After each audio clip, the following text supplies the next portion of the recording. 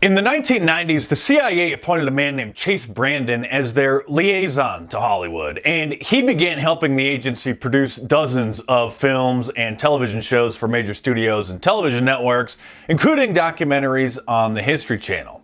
Chase Brandon retired in 2007 and was replaced by a man named Paul Berry, who continues with this task.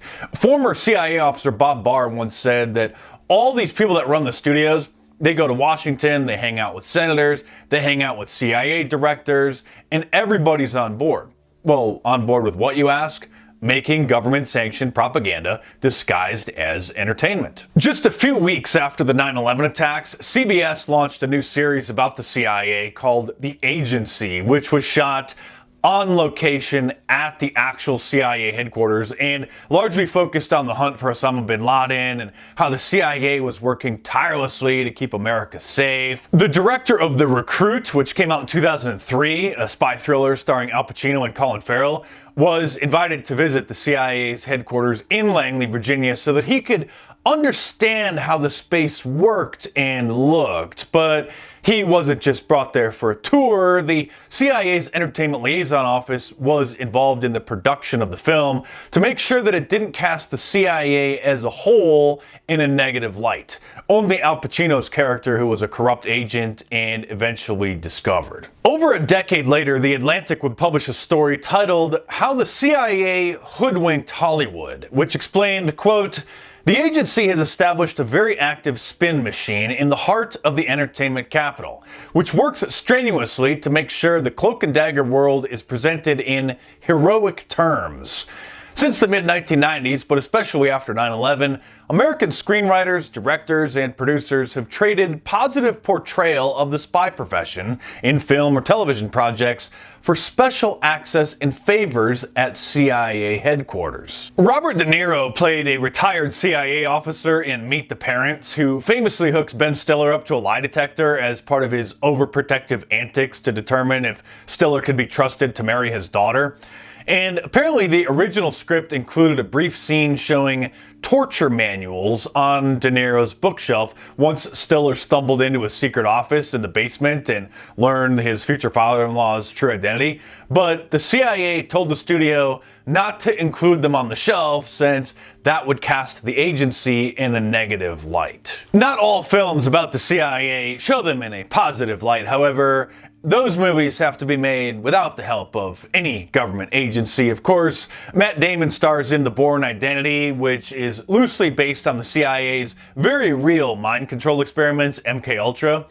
Needless to say, the CIA would rather sweep that under the rug and didn't provide any assistance in its production. Many legal experts believe that entertainment liaison offices actually violate the First Amendment because they only help producers whose films portray the US government, the military, and various other alphabet agencies in a positive light. This kind of selective help is the equivalent of the government refusing to allow certain groups from reserving a town hall venue, for example, because of what those groups or their leaders believe. Law professor Erwin Chemerinsky, who teaches at the University of Southern California, argues that, quote, "The government cannot favor some speech due to its viewpoint and disfavor others because of its viewpoint.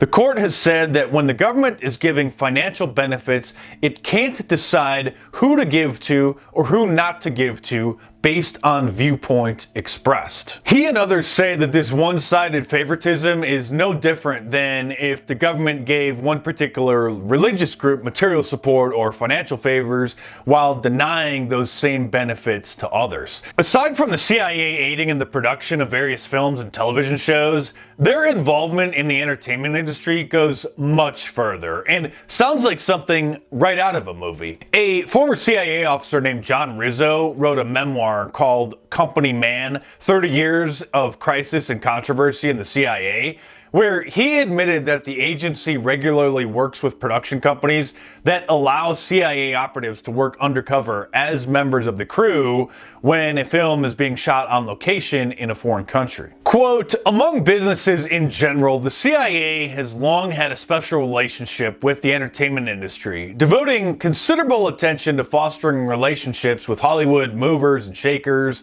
studio executives, producers, directors, and big-name actors, Rizzo explains. He also said that some celebrities have been enlisted as CIA assets through the agency's National Resources Division, which recruits foreign students studying in America, business people here on visas, and foreign diplomats the agency wants to become spies for the United States when they return to their home countries. Once initiated, the celebrities are used to relay information to the CIA about foreign leaders they meet, since they'll often speak more candidly with a celebrity than with diplomats or reporters due to being starstruck and letting their guard down. In his book, he also says that a major film star once approached the CIA himself, wanting to work for them just out of his patriotic duty after the actor learned that another major studio had a relationship with the agency. And Rizzo says that the actor asked his CIA handler for $50,000 worth of cocaine for his services, which the agency allegedly refused.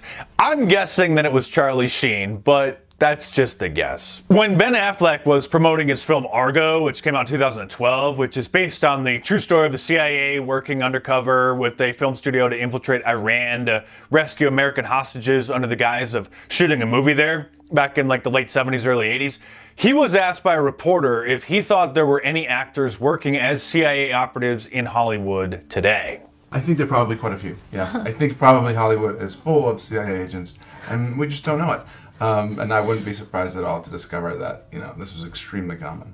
Knowing what happened with the Iranian hostage rescue and working on other films that are overseen by the CIA's Entertainment Liaison Office, Ben Affleck is certainly in a position to know. He also starred in The Sum of All Fears, which came out in 2002, where he played a CIA analyst, another film that was produced with the help of Chase Brandon, the agency's entertainment liaison at the time. That film was based on Tom Clancy's book by the same name, but in the film, the plot was changed so dramatically from the novel that Clancy joked the director had ignored the book entirely.